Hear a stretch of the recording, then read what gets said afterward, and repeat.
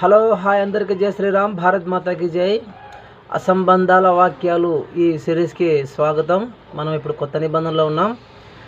యేసు ఎవరి గర్భఫలంలో నుండి వచ్చాడు వారు చూద్దాం. అపోస్తుల కార్యాలు 2వ అధ్యాయం 30 వచనం. అతని సమాధి నేటి వరకు మన మధ్య నున్నది.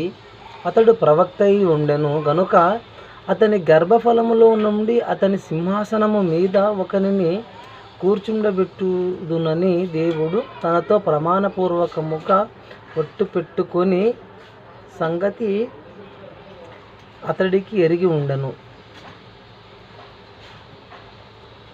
ఇక్కడ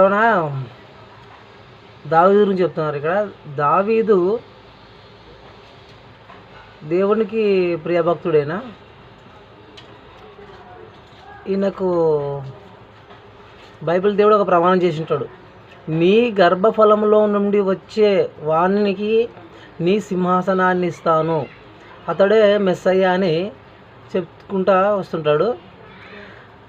అయితే ఎక్కడి నుంచి రావాలా? ఆయన గర్భఫలంలో నుండే రావాలా, అంటే ఆయన వంశంలో నుండే పుట్టాలా, ఆయన వంశస్థుల వీర్యాన్ని పంచుకొనే పుట్టాలా.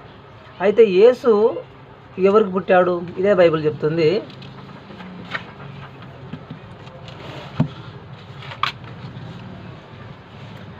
మత్తయి సువార్త 1వ అధ్యాయం 18వ వచనం. యేసు క్రీస్తు జనన మెట్లనగా ఆయన తల్లి అయిన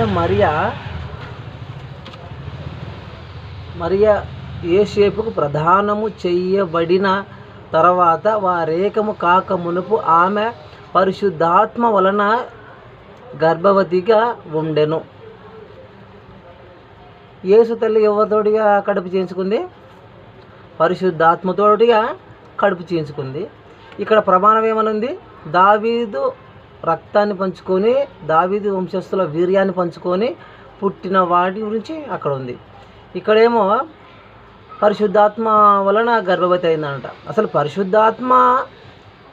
ఆత్మ అనేది అసలు కంటికే కనపడనప్పుడు ఆ ఆత్మ గర్భవతిని ఎట్లా చేసిందో ఈ గుడ్డి విశ్వాసాలుగా తెలుసాలి. జై శ్రీరామ్, భారత్ మాతాకి జై.